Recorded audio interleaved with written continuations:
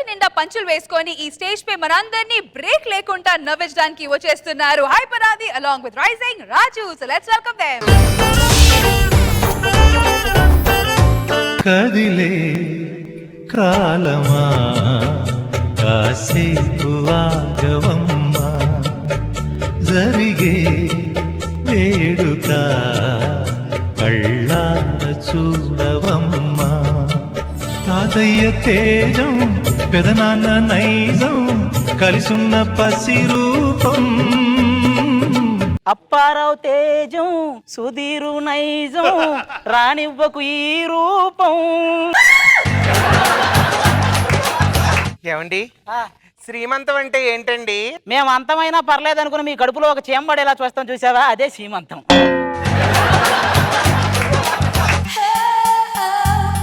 ఇదేంటండి వేస్తున్నారు? నీ సైజు గాజులు ఊరంతా ఎత్తుకున్నా దొరకలేదే. రింగులేసి డబ్బులు సంపాదిస్తాం కదా, నేను డబ్బులేసి రింగులు సంపాదించా. అసలు శ్రీమంతం రోజు గాజులు ఎందుకు వేస్తారండి? నీ మొగుడు గాజులు దొడుక్కునే టైపు కాదు, ఈ బిడ్డ నా బిడ్డ అని చెప్పడానికి. ఈ చీరలో నేను ఎలా ఉన్నానండి? నెలల నిండి నల్లగేదలాగా బానే ఉన్నావులే. ఏమండి ఆది గారు, ఇక్కడ శ్రీమంతం జరుగుతుంది, ఏంటి గొడవ? ఇక్కడ మాత్రం శ్రీమంతుడు సినిమా జరుగుతుందా? ఏడా శ్రీమంతమే జరుగుతుంది. ఏమండి శ్రీమంతం అంటే నలుగురు ఆడవాళ్ళు ఉండాలి. నలుగురు ఆడాలు ఉంటే అది సీటీ పాట అయితే కానీ శ్రీమంతం ఎందుకు అయిద్దిరా?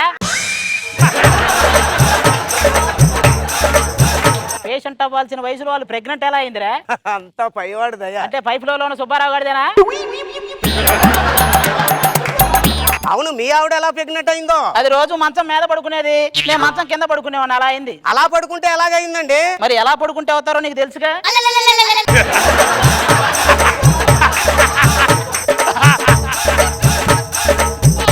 100 ఎపిసోడ్ అంటే 100 బెలూన్లు కడతారనుకున్నా గానీ ఇలా 100 సంవత్సరాల వ్యక్తికి పిల్లలు పుడతారని నేను అనుకోలే. ఏం మాట్లాడుతున్నారండి మీరు? మొన్న 30 దాటింది, 100 కూడా 30 దాటాకే వస్తది. చిచ్చి నా తల్లి బుజ్జి. నానా, నువ్వు పుట్టిన తర్వాత పెద్ద కలెక్టర్ అవ్వాలి నాన్న. కడుపులో ఉన్నప్పుడే కలెక్టర్ కావాలనుకుంటారు, పుట్టాక వాడు ఏ కండక్టర్ అవుతాడు. నన్ను చూసి నేర్చుకోండిరా. చిన్నప్పుడు ఏం కావాలనుకున్నానో అదే అయ్యాను. ఏం కావాలనుకున్నా? పెద్దోని కావాలనుకున్నా అయ్యా. ఇదిగో, నీ కడుపుని చచ్చిపోయిన మా అమ్మ పుడతదా, లేకపోతే బతుకున్న మీ అమ్మ పుడతదా? మీకు పుట్టడమే ఎక్కువ, మళ్ళీ రంభ పుడతదా రమ్యకృష్ణ పుడతదా అని చెప్పి లెక్కలు. నీకు మాత్రం కొడుకు పుడితే శ్రీమన్నారాయణ అని పేరు పెట్టు. కైకాల సత్యనారాయణ అని పెట్టుకో, కరెక్ట్గా ఉంటది. మామూలుగా నీకు పిల్లలు పుట్టారనుకో, ఒకవేళ పుట్టారనుకో, వాడి ఫస్ట్ పుట్టిన రోజుకి నీకు షష్ఠి పూర్తి రోజు వస్తుంది. వాడి చేతికి పలకొచ్చే టయానికి వీడి చేతికి కర్ర వస్తుంది.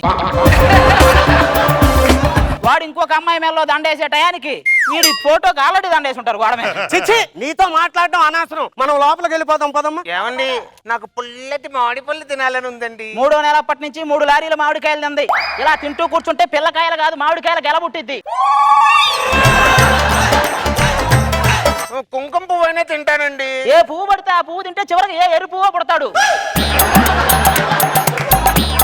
ఏమండి, నొప్పులు వస్తున్నట్టున్నాయండి. ఏమండి ఆది గారు, మా ఆవిడ కూడా నొప్పులు వస్తున్నాయండి. మీ ఆవిడ ప్రెగ్నెంట్ అయిందా పైలట్ అయిందా? ప్రెగ్నెంట్ అయింది. మరి ప్రెగ్నెంట్ అయితే నొప్పులే వస్తాయిరా. డాక్టర్, ఎక్స్క్యూజ్ మీ, ఇక్కడ ప్రెగ్నెంట్ ఎవరండి? నేనే. కోసి తీస్తావా తీసాక కోస్తావా? వెనకటికి దీని లాంటిదే, కరెంటు కుక్కర్లో అన్నం వండమంటే అగ్గిపెట్టి ఎక్కడా అని అడిగిందంట. మీరు నా దగ్గరే ఉండాలండి. నేను దగ్గర ఉన్నంత మాత్రం నాగార్జున ఏం పుట్టాడు, నాలంటోడే పడతావు. లోపల పో. ఏమండి టెన్షన్ పడుతున్నారా? లేదు, నీళ్లు పడుతున్నారా? ఒక బిందె నీకు కూడా పట్టిమంటావా? అర్థం కావట్లా ఏం జరుగుతుందో. ఏమండి ఈ రోజుల్లో డాక్టర్లు నమ్మకూడదండి. మొన్న మా ఆవిడ కంట్లో నలిసిపడిందంటే 1000 ఖర్చు అయింది. మొన్న మా ఆవిడ కంట్లో చీర పడితే షాపింగ్ 10,000 ఖర్చు అయింది. నేను చెప్పుకోవాలి.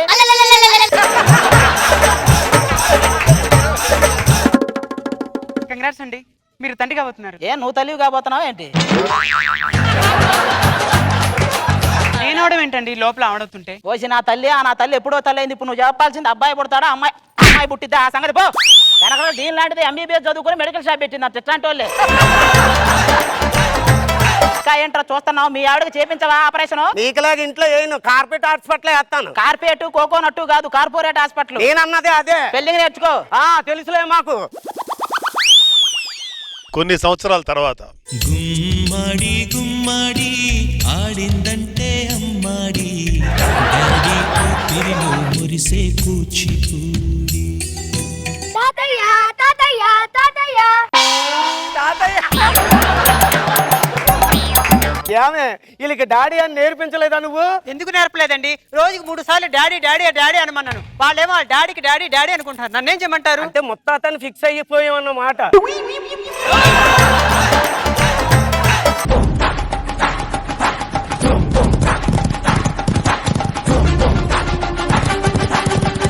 నేను కూడా గుమ్మాడి గుమ్మాడి అనే పాటతోనే వద్దాం అనుకున్నాను. ఇలాంటి గుమ్మడికాయలు పుడితే ఏమొస్తాం? పిల్లలు పుట్టగానే తిరుపతి వెళ్ళి 7 కొండల వాడికి మొక్కుకుందాం అనుకున్నా. అక్కడ ఉండాల్సిన 7 కొండల్లో 3 కొండలు ఏడే ఉన్నాయి. ఇంకెందుకు ఏడే మొక్కుంటా? ఏమండి ఏమండి, ఇందులో బంటి ఎవరు చింటి ఎవరు కనుక్కోండి. ముందు వాళ్ళ నాన్న ఎవరో కనుక్కోండి.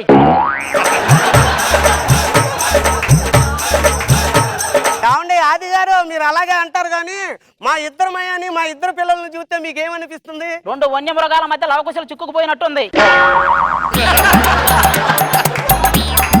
ఏమండి వన్యమృగాలు అంటే గుర్తొచ్చింది. సాయంత్రం పిల్లలు తీసుకొని సర్కస్కి వెళ్దామండి. అక్కడ ఏనుగుల మధ్య మీరు తప్పిపోతే రోడ్డు మీద నేను చేసుకోవాలి circus.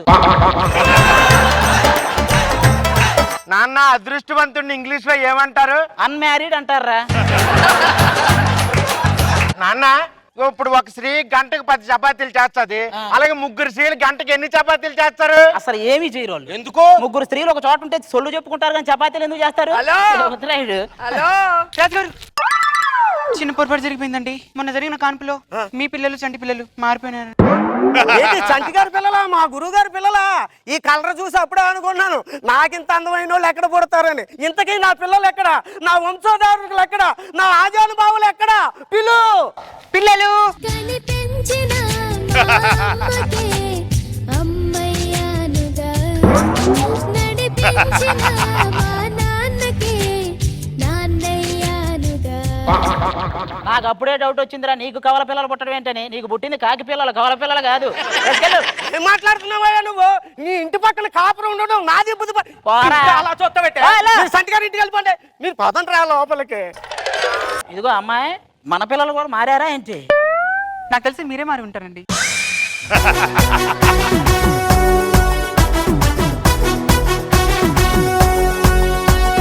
Let's start with my Majnu Nani. చాలా చాలా ఎంజాయ్ చేశాను. One of the most entertaining show ఇదైతే. మీ టైమింగ్ చాలా బాగుంది. ఫ్లాట్ ఫేస్ తో, కంప్లీట్ ఫ్లాట్ ఫేస్ తో చాలా పంచ్లు వేసేస్తున్నారు. అండ్ కాస్ట్యూమ్ కూడా 1980s లో విలన్స్ వేసుకునే వాళ్ళ. బిగినింగ్ నుంచి ఎండ్ వరకు కంటిన్యూస్ గా నవ్వుతూనే ఉన్నాం. రాగ్ బాబు సార్ సూపర్, చాలా బాగుంది. ఫినిషింగ్ టచ్ మంచి ట్విస్ట్ ఇచ్చావు. మన రాజు యొక్క అహంకారం అంతా తగ్గిపోయి చాలా ఫన్నీగా ఉంది. అది థ్యాంక్ యూ. చాలా ఎంటర్టైన్ చేసావు. Very good. రోజా గారు. పంచులన్నీ బుల్లెట్ లాగా వచ్చాయి. అది చాలా బాగుంది, చాలా ఎంటర్టైనింగ్ ఉంది. మీరంటే చాలా ఇష్టం సార్. యాక్చువల్గా అందరూ అంటుంటారు మన పక్కింటి అబ్బాయి ఇలా చేస్తాడని. మీ పక్కింటి అబ్బాయి ఎలా చేస్తాడో నాకు తెలియదు కానీ అదే. Thank you, compliment. ఈ సినిమాలన్నీ చూశాను సార్. మరి all the best for Majnu cinema. Thank you.